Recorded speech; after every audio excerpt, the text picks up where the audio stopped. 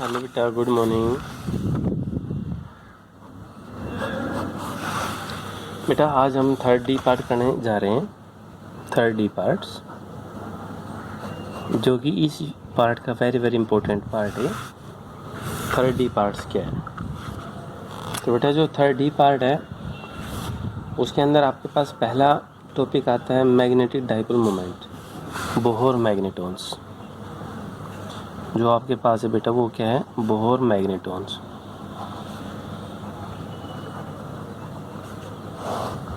ये important topic है। कई बार 3 नंबर में क्वेश्चन आ चुका है, 3 नंबर में, 5 नंबर में भी क्वेश्चन पूछा गया है कि बोहर मैग्नेटॉन्स क्या है, व्हाट इज बोहर मैग्नेटॉन्स, या an electron revolving around the nucleus find the Bohr magnetons. ठीक है बेटा, तो ये आपके पास है। जैसे आपको पता है electron revolve in a circular loop, electron एक सर्कुलर लूप के अंदर रिवॉल्व करता है क्लॉकवाइज या एंटी क्लॉकवाइज। क्लॉकवाइज है तो उसकी डायरेक्शन कैसी होगी? साउथ पोल होगा या नॉर्थ पोल होगा, ये आपको पहले बता दिया गया था। एंटी क्लॉकवाइज है तो उसकी पोलैरिटी कैसी होगी? ठीक है, तो बोहर मैग्नेटॉन क्या है बेटा? Bohr magneton it is the minimum magnetic momentum, वो कम से कम मैग्नेटिक मोमेंटम है in which electron are revolving around the nucleus. Electron है न्यूक्लियस के चारों तरफ रिवॉल्व करता है, तो उस कम से कम मैग्नेटिक मोमेंटम को हम क्या बोलते हैं? Bohr magneton. उसका नाम क्या होगा कि Bohr magneton. It is minimum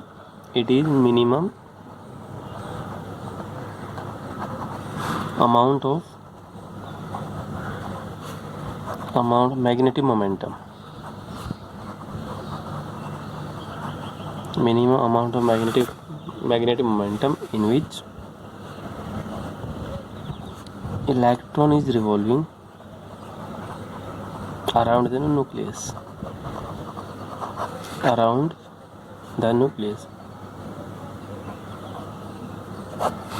वो कम से कम मैग्नेटिक मोमेंटम है जिसके कारण इलेक्ट्रॉन न्यूक्लियस के चारों तरफ रिवॉल्व करता है। तो उस कम से कम मैग्नेटिक मोमेंटम का नाम क्या होगा बेटा? Bohr magneton. अब हमें वो कम से कम मैग्नेटिक मोमेंटम फाइंड आउट करना है। देखो बेटा, ये जिसमें से करंट फ्लो हुआ, इस सर्कुलर लूप है, इलेक्ट्रॉन है, इस पाथ के अंदर मूव करे। ठीक है, तो जो वे करंट है, वे करंट क्या होता है? Charge upon time.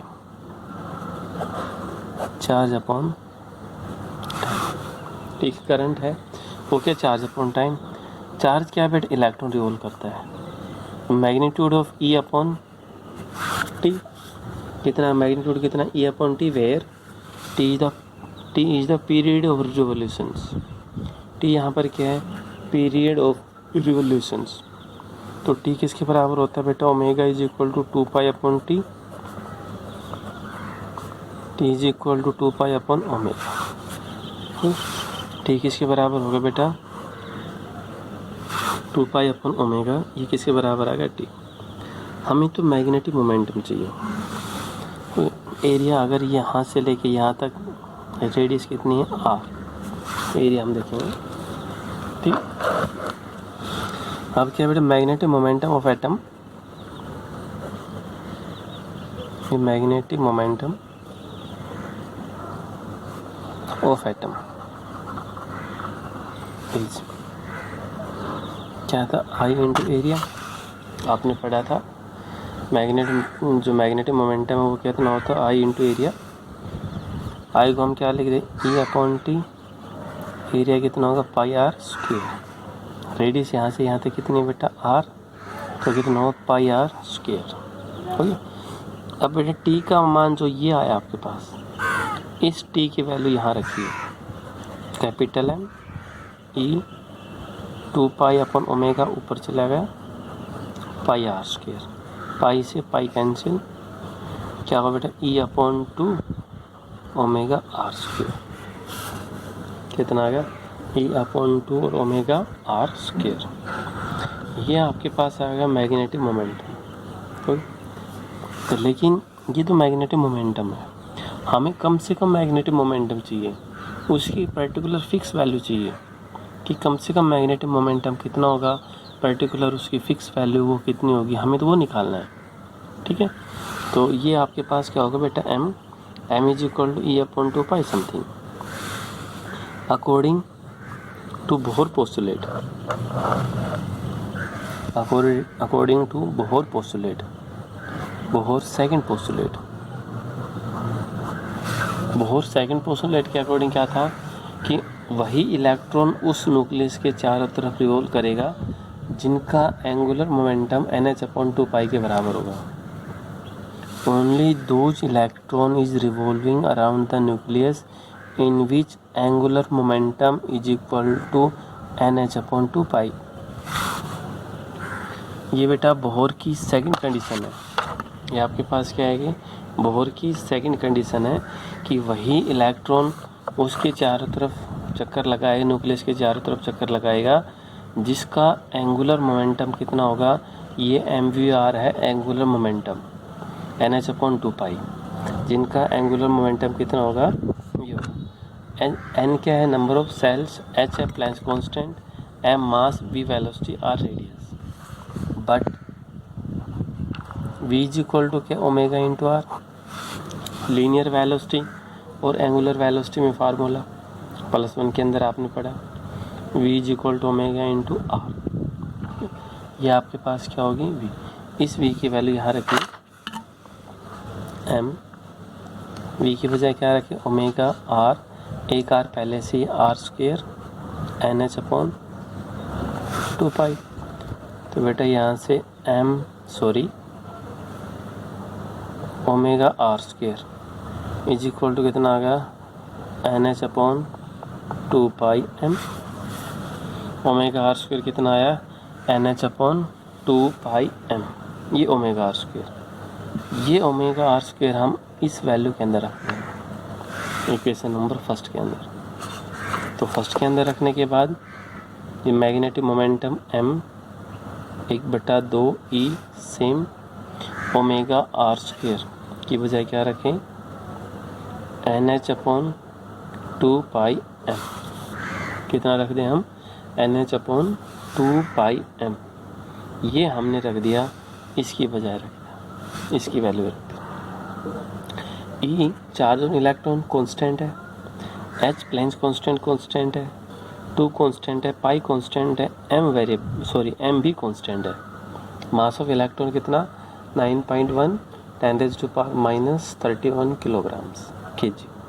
N जो नंबर ऑफ सेल है ये वेरिएबल है, N जो आपके पास है बेटा ये आपके पास क्या वेरिएबल, तो इसकी वैल्यू हमने रखनी है, वो देखते हैं। बेटा M आपके पास आया था 1/2 NH/2m। ये स्मॉल m है mass of electron, capital M है मैग्नेटिक मोमेंटम। तो n को आगे कर लीजिए, n EH/ कितना होगा 4πm।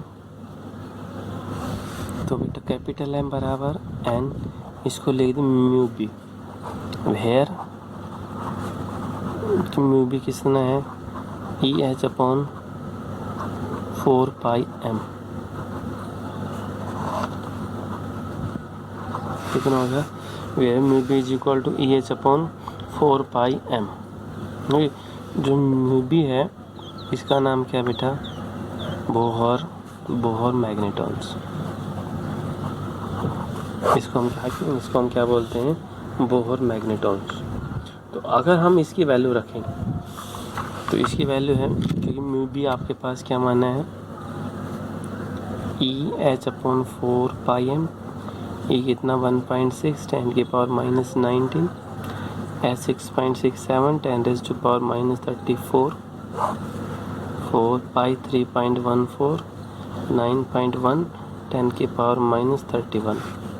अगर हम इसकी वैल्यू रखेंगे तो बेटा ये क्या था 9.27 10⁻⁻24 समथिंग ऐसा होगा। और मैग्नेटिक मोमेंटम क्या होता है, एम्पियर मीटर स्क्वायर। जो मैग्नेटिक मोमेंटम है वो कितना होगा बेटा, एम्पियर मीटर स्क्वायर। तो ये आपके पास बेटा क्या है कि बोहर मैग्नेटॉन्स कि what is the Bohr magnetons. तो Bohr magneton it is the minimum amount of magnetic momentum या it is the minimum magnetic momentum in which electron is revolving around the nucleus. वो कम से कम momentum है जिसके कारण electron nucleus के चारों तरफ रिवॉल्व करता है, तो उसको हम क्या बोलते हैं, बोहर मैग्नेटॉन्स। अब इलेक्ट्रॉन जैसे रिवॉल्व करता है तो एक सर्कुलर पाथ में जाता है, तो करंट क्या हो, फ्लो ऑफ चार्ज इलेक्ट्रॉन होता है बेटा।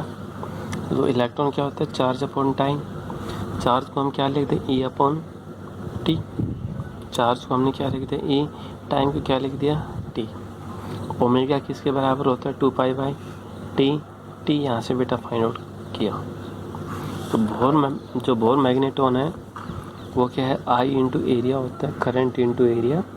करंट क्या आया, ई अपॉन टी, और एरिया ऑफ द लूप कितना, पाई आर स्क्वायर। टी का मान जो ये आ गया, ये बेटा वैल्यू रख देंगे यहाँ पर, पाई से पाई कैंसिल हो जाएगा, ये बचेगा। According to Bohr second postulate, क्योंकि बोहर मैग्नेटॉन है तो बोहर का कॉन्सेप्ट होगा। According to Bohr second postulate, only those electron is revolving in a certain orbit whose angular momentum is NH/2 जिनका एंगुलर मोमेंटम कितना होगा बेटा, NH/2 के बराबर होगा। ये angular momentum NH/2 v is equal to क्या, ओमेगा इंटू आर। तो बेटा v का मान रख दिया है, एक आर पहले से था, आर स्क्वायर होगा। इसकी वैल्यू हमने फाइंड आउट की, ये वैल्यू ए के अंदर रखी। ए के अंदर रखने के बाद अगले स्टेप में क्या होगा, जो एन है इसको आगे कर लेंगे, EH/4πm। तो EH/4πm वो आपके पास होगा, ये होगा। तो इसका नाम क्या दे दिया गया, बोहर मैग्नेटॉन, जिसको आपने ये माना है। इसकी वैल्यू क्या होती है, 9.27 10⁻⁻24 ampere metre square. It is the minimum amount of magnetic momentum in which electron is revolving around the nucleus. तो वो कम से कम मैग्नेटिक मोमेंटम कितना बेटा, इतना है। इसके कारण इलेक्ट्रॉन न्यूक्लियस के चारों तरफ रिवॉल्व होता है। तो यही आपके पास क्या होगा कि बोहर मैग्नेटॉन्स। ठीक है बेटा, थैंक यू।